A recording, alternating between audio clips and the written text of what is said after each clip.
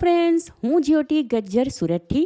આજે હું તમારી સાથે દાણા મુઠિયાનું ટેસ્ટફુલ શાક કેવી રીતે બનાવવું એની રેસીપી શેર કરીશ. શાક માટે મુઠિયા પહેલાં જ રેડી કરી લીધા હોય તો આ શાક માત્ર 12 થી 15 મિનિટમાં ઓછી મહેનતે સરળતાથી બનાવી શકાય. તો ચાલો આ મજેદાર રેસીપી શરૂ કરીએ.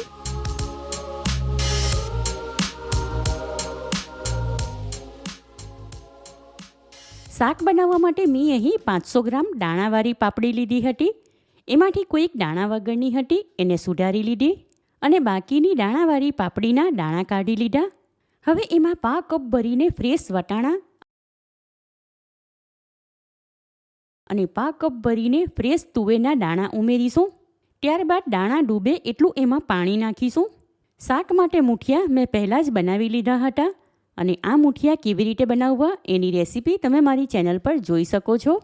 શાકનો મસાલો વાટવા માટે મેં અહીં 4 નંગ તીખા લીલા મરચાં, 5 કળી સૂકું લસણ, 1 મોટો ટુકડો આદું અને 2 ટેબલસ્પૂન શેકીને છાલ કાઢેલા સિંગદાણા લીધા છે.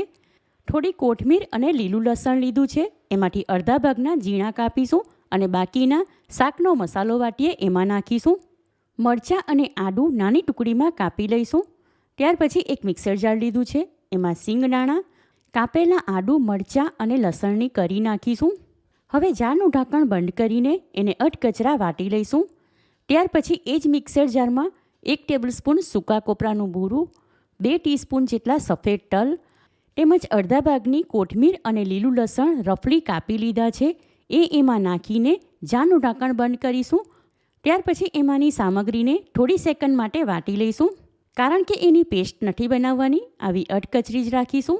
હવે હમણાં આ રેડી કરેલો મસાલો સાઈડમાં રાખીને મિક્સ કરેલા દાણા પાણીમાં પલાળીને રાખ્યા હતા એને આ ચાળણીમાં કાઢી લઈશું.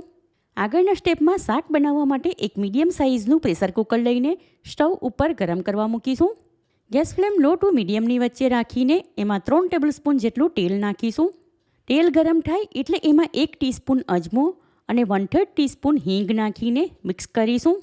હવે થોડી સેકન્ડ પછી મિક્સર જારમાં રેડી કરેલો મસાલો એમાં નાખીને એને સાંતળી લઈશું. આશરે 2 મિનિટ માટે મસાલો સાંતળી લીધો. હવે એમાં અડધી ટીસ્પૂન હળદર, 1 ટીસ્પૂન ફૂલ ભરીને ધાણા જીરું પાવડર, અડધી ટીસ્પૂન લાલ મરચું અને સ્વાદ પ્રમાણે 1 તેમજ બીજી પા એમ ટોટલ 1/4 ટીસ્પૂન મીઠું નાખીને સારી રીતે મિક્સ કરીશું. 2 મિનિટ માટે લીલા મસાલાની સાથે સૂકા મસાલા પણ સાંતળી લીધા. હવે એમાં દાણા નાખીને મિક્સ કરીશું. મસાલા સાથે દાણા સારી રીતે મિક્સ કરીને એને પણ 1 મિનિટ માટે સાંતળી લીધા. હવે મિક્સર જારમાં 1 કપ જેટલું પાણી નાખીને હલાવી લીધું હતું એ એમાં ઉમેરીશું. એ સિવાય બીજું અડધો કપ જેટલું પાણી નાખીને મિક્સ કરીશું. શાકમાં ટેસ્ટને બેલેન્સ કરવા માટે 1 ટેબલસ્પૂન ખાંડ નાખીશું, જે તમે તમારા ટેસ્ટ પ્રમાણે પ્લસ માઇનસ કરી શકો છો. 2 મિનિટ પછી હવે શાકમાંનું પાણી ગરમ થઈને ઉકળવા લાગ્યું માટે હવે કુકરનું ઢાંકણ બંધ કરીશું. ત્યાર પછી એમાં 4 વિસલ આવે એટલે ગેસ ફ્લેમ ઓફ કરી દઈશું. શાક પ્રેશર કૂક થઈ ગયું અને કુકરમાં પ્રેશર ઓછું થઈ ગયું છે માટે એનું ઢાંકણ ખોલીને શાકને ચેક કરીશું. શાકમાં પાપડી અને તુવેરના દાણા તેમજ વટાણા પણ સારી રીતે ચરી ગયા છે માટે હવે એમાં ફ્રાય કરેલા મુઠિયા ઉમેરીશું. ત્યાર પછી કુકર સ્ટવ ઉપર ચડાવીને ગેસ ફ્લેમ ઓન કરીશું.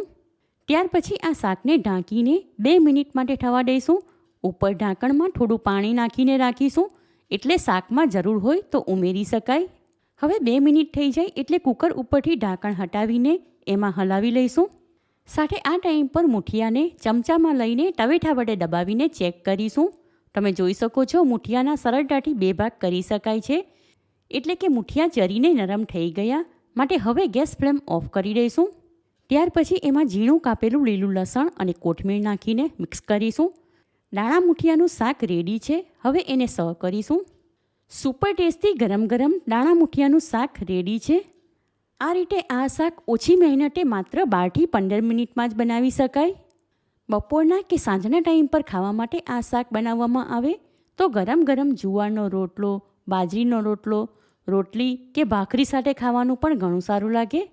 એકવાર તમે આ રીતે દાણા મુઠિયાનું શાક બનાવશો તો ઘરના બધા જ વખાણ કરીને ખાશે અને છોકરાઓ પણ માંગીને ખાશે. માટે આ રેસીપી તમે ચોક્કસ ટ્રાય કરો. રેસીપી પસંદ આવી હોય તો વિડીયોને લાઇક કરીને વધારેમાં વધારે શેર કરો. ચેનલ પર નવા હો તો સબસ્ક્રાઈબ કરીને બાજુમાં બેલ આઇકન પર ક્લિક કરો, એટલે આવનાર દરેક નવી રેસીપીનું નોટિફિકેશન તમને મળતું રહે. ફરી મળીશું એક નવી રેસીપી સાથે. Eat healthy and stay healthy.